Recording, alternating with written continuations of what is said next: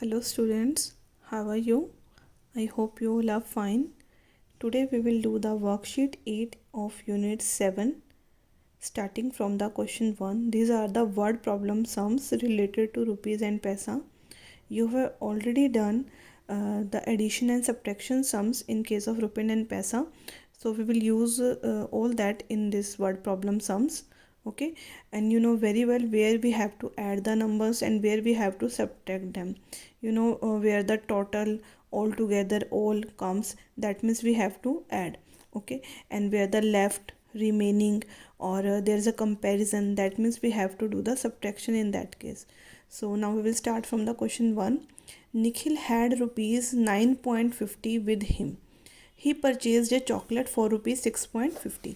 कहता निखिल के पास कितने रुपीज़ हैं? 9 रुपये 50 पैसा. एंड उसने परचेज़ मतलब ख़रीदी है. चॉकलेट कितने की ली है उसने? 6 रुपीज़ 50 पैसा की. Then how much money was left with him. तो उसके पास कितने रुपए बच गए.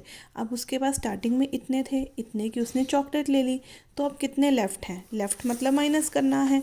और वैसे भी क्वेश्चन के सेंस से ही हमें क्लियर हो रहा है कि यहाँ सब्ट्रैक्ट होगा. So firstly mention the unit worksheet word problems, and then starting the sum 1, write the first word and then put dash dash and then the last word of the statement, then leave one line space and then start the solution. Firstly, Nikhil had, Nikhil के पास कितने थे? Rupees 9.50. He purchase a chocolate for, chocolate उसने कितने के लिए? Money was left. Word problem sums में मैंने आपको पहले भी कहा था कि आप जो इसका इक्वल का साइन बनाते हो वो आपका सेम सीक्वेंस में होना चाहिए. जितनी भी हमारी लाइंस बनेंगी स्टेटमेंट की, उसके जो इक्वल के साइंस होंगे सेम सीक्वेंस में होंगे.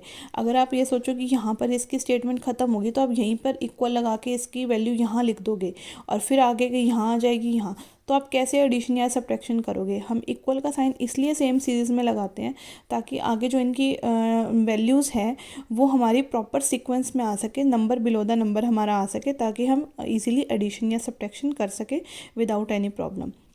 सो फर्स्टली निखिल के पास rupees 9.50, he purchase a chocolate for this and then money was left. तो सब्ट्रैक्शन होगा, रुपीज़ के नीचे रुपीज़, पॉइंट के नीचे पॉइंट, एंड देन सब्ट्रैक्शन आप कर सकते हैं. 0 में से 0 गया 0, 5 में से 5 गया 0, 9 में से 6 गया 3, तो rupees 3.00 is our answer. Okay, तो देखो यहाँ पर सबसे पहले आप स्टेटमेंट मेंशन कर दिया करो, उसके बाद डिजिट्स लिख लिया करो. पहले स्टेटमेंट राइट कर लो ताकि हमें आइडिया लग जाए हमें इक्वल कहाँ लगाना है. Now question second, Deepa bought rice for. Deepa कितने के राइस लेती है? देखो कितने राइस लेती है? रुपीज़ 35.50 के राइस ले रही है. एंड अ फ्लोर, फ्लोर मतलब आटा, आटा कितने का लेती है? इतने का. And a sugar for rupees 18. Then how much money did she spend in all.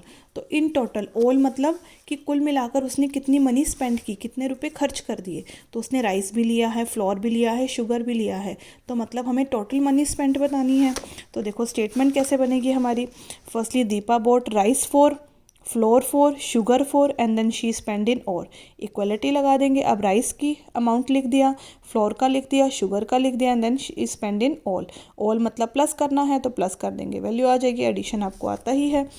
One more thing, यहाँ पर शुगर का अमाउंट हमें सिर्फ रुपीज़ 18 दिया हुआ था.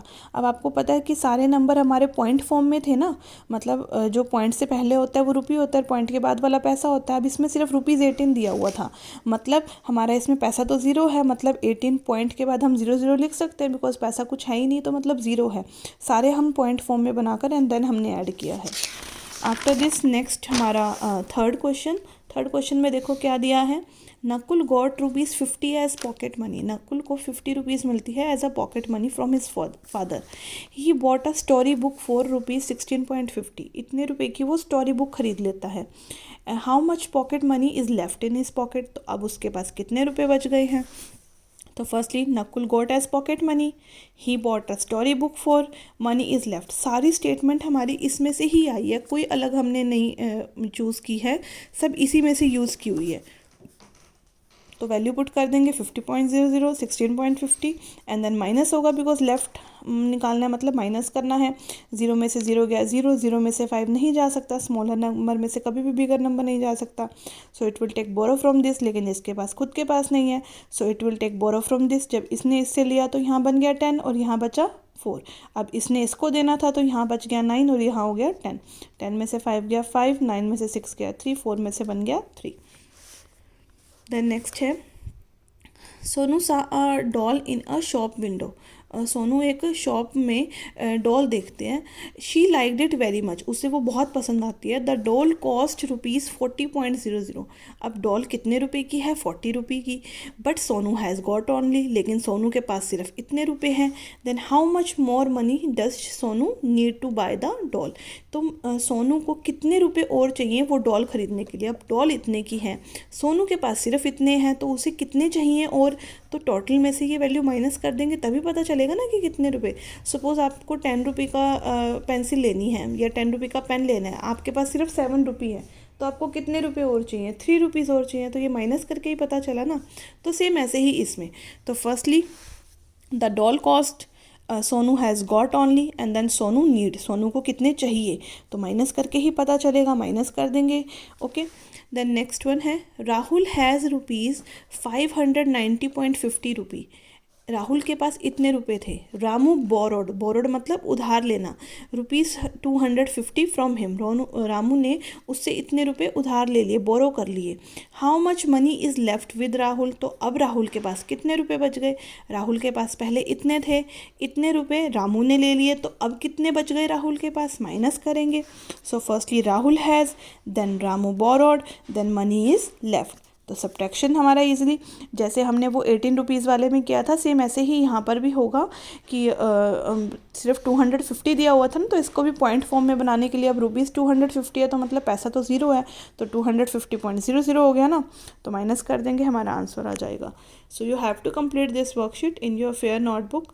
Thank you.